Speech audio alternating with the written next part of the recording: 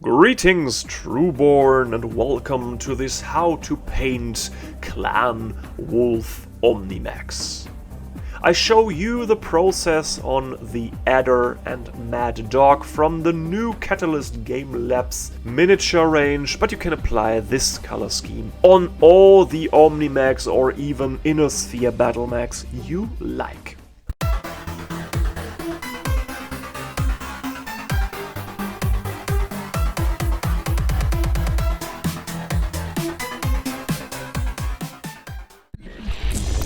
Reactor online, sensors online, weapons online, targeting computer online. All systems nominal.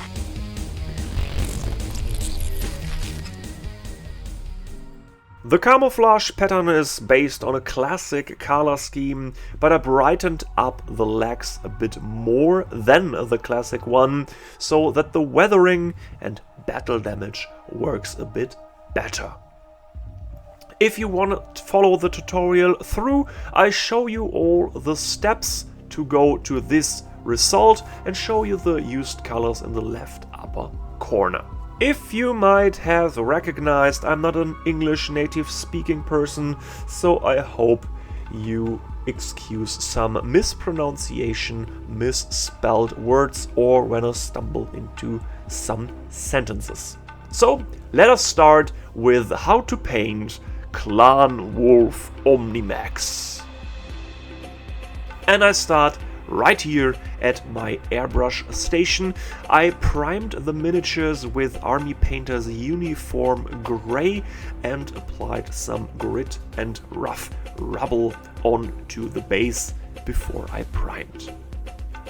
So let us start with the camo pattern. I apply camo medium brown from Vallejo Model Air in 2 to 3 thin coats over the torso and the upper parts of the Omnimax, so that I get a rough idea of this color scheme where the colors need to be applied.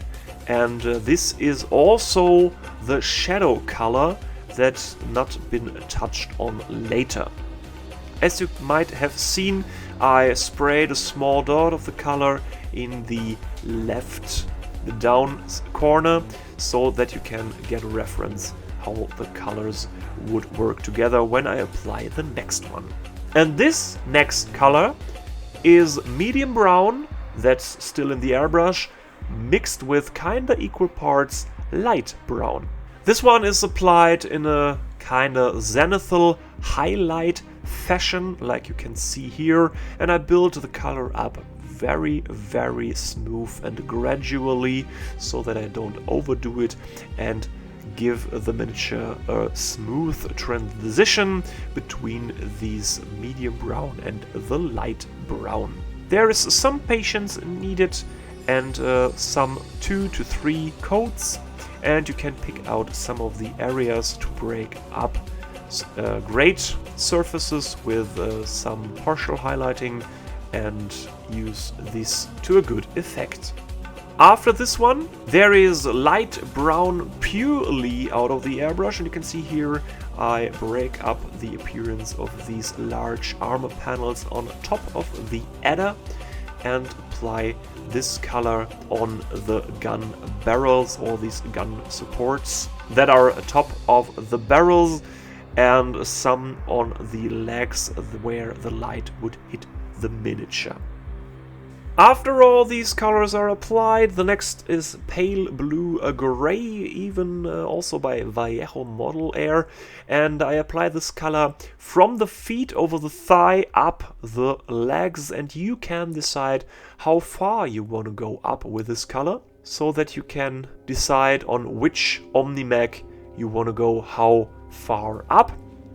On this Adder and Mad Dog, I decided that I go up the leg to the hip joints and even spray the groin area and the kinda belly area or under the nose of the Omnimax, so that I get more of a visual pleasing appearance. I think most of the Omnimax got these elongated upper torso pieces where this kind of transition would work out really well. After I applied this one, there is USAF light blue. You could decide to mix it into the pale blue-gray or spray it purely very gradual and spray it from underneath and build up some shadows, some of these bluish shadows in the recesses here and there, and mostly from underneath the miniature, like you can see here on the Mad Dog. After you applied all these colors, there is much drying time. I mostly leave the miniatures to dry for 2 to 3 hours, and when everything is settled, we go up to the working station where we apply the decals. And before I apply the decals, I prepare the areas where all the decals should go with a gloss varnish, in this case ardcoat from Citadel, to seal the a bit rough surface to get a bit more of a better adhesive surface for the decal. Why do I apply the decal before I paint everything else? I think decals only look good when they are weathered too, like the rest of the miniature, and if you apply the decals at last, it looks more like it's a roughed up weathered Omnimac, and the symbols around there are like production line new, and they look a bit off. So water down the decals some time and then just apply them from the transfer paper with the brush onto the miniature. Push them around into position, and you can use a sharp X-Acto knife to cut the decals where there are some recesses, like here on the side of the Mad Dog, or when these decals spill over some edges when they are too big for the surfaces.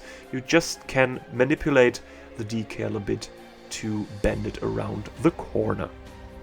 After the decal is set and all the water has vaporized, you just can seal the decal with another ardcoat layer so that the decal is sealed in between two of those coats.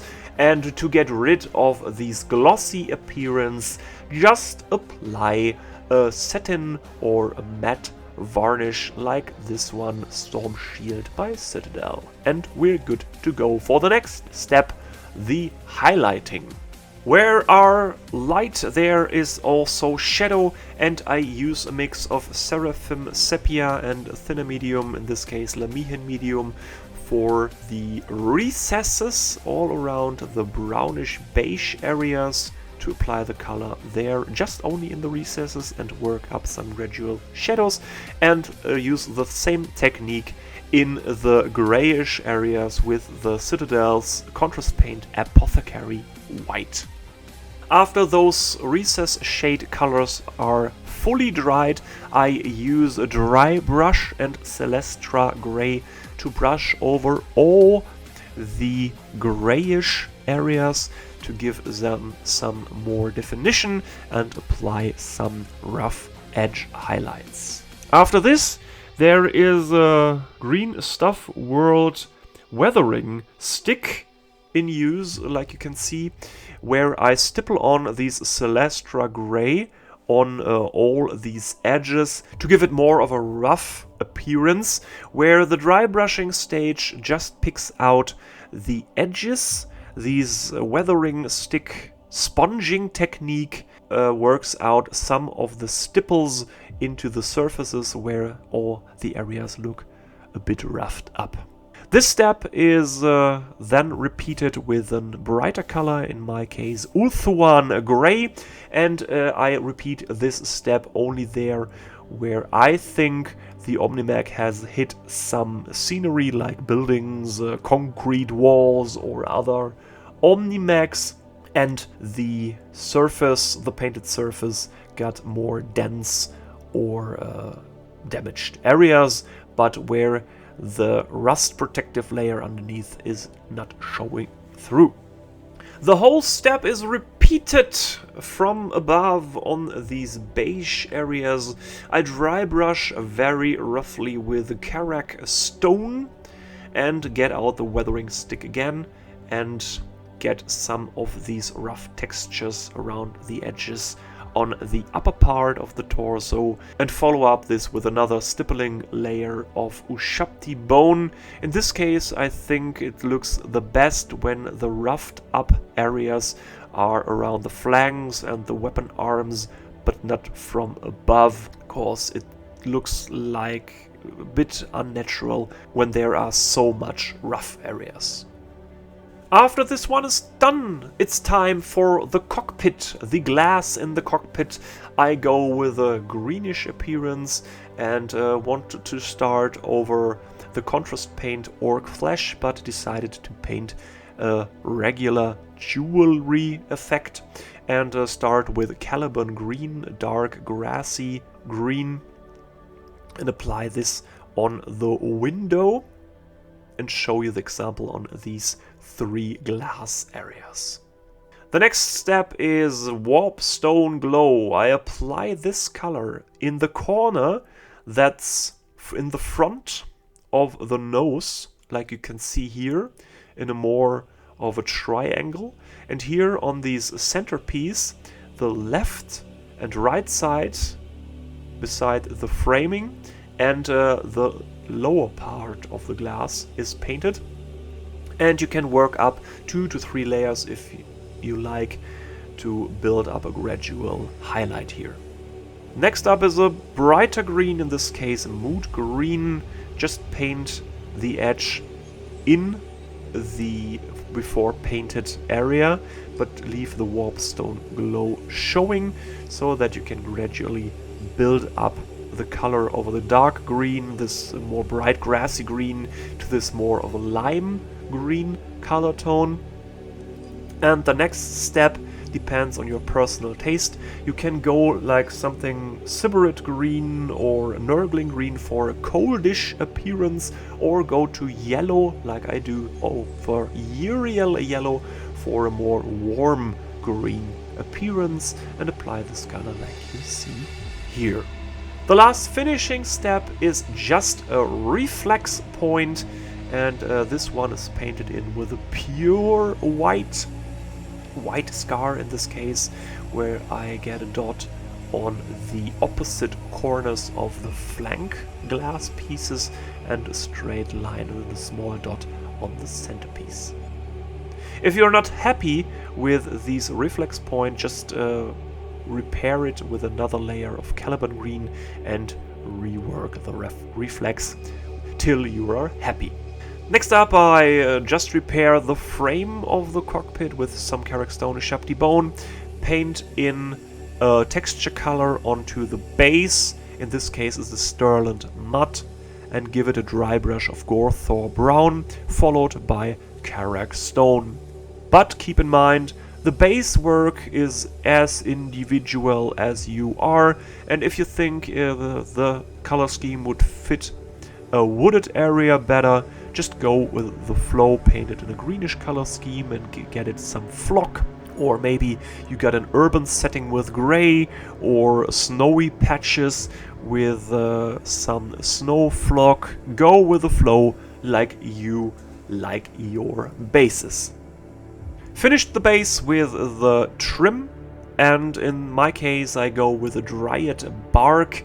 Due to the brownish tone of the base, I want to add this one to get it a natural feeling. If you like, hey, here we are proud soldiers of the red binary star. Go with a reddish trim or whatever you like. In my case, I like the bases more natural. You could say the miniature is done so far, but there are some touches I wanna apply. Also, I take Agrax Earthshade with a thinner medium 1:1 mix and apply this one in the recesses underneath the miniature, and in some pieces like the exhausts on the back, where I think the shadows need to be a bit brighter, and in the front the whole missile bank should be a bit darker, so I apply the color there like a glaze. Next up, the fun part. The Omnimech is roughed up and weathered. But it doesn't look like battle damage proper. So we would apply some color for this. In my case, I pick out Catachan Flesh Tone. It's a brownish tone with a slight tint of red, and I apply this color with a brush on all the edges where I think the mech has hit something like building concrete walls, or in the case of an physical attack, another mech.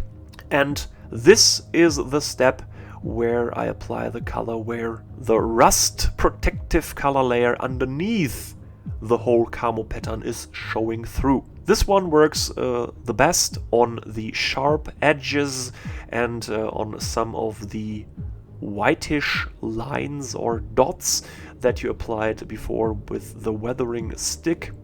You apply this dark color above these whitish dots, and keep in mind that you should keep the weathering, the battle damage, on the legs and more on the feet area, and keep it very subtle on the torso. Of course, I don't think that the machine would hit too much scenery with the mithril bangs or the cockpit area. If you like your gun barrels and the camo pattern, you're done. I just prefer the guns in a different color tone, and so I go with a grayish appearance.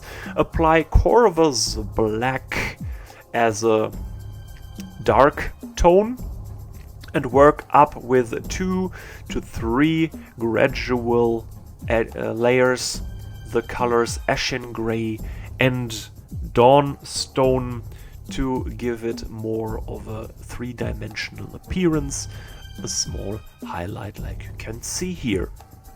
And then we're done with the whole thing. This is how I paint my Clan Wolf Omnimax in this kinda classical color scheme. And next up would be Clan Jade Falcon, but not this bright "we are Jade Falcon warriors, proud and colorful" scheme. No, I want to go with kind of a, let me say, woodland color scheme with some greenish accents to give it the Jade Falcon appearance. So stick to the channel if you want to see this, and if you liked what you see, just leave a comment down below, and maybe if you don't want to comment but you like what you see, just leave a thumbs up. I would highly appreciate it. If you want to see more of my videos, I link some of my content, the international English speaking content, here on the screen. Click there, listen, and leave a like also if you like what you see there. So I am off for today, and we see us in the next video. Till then, keep on wargaming!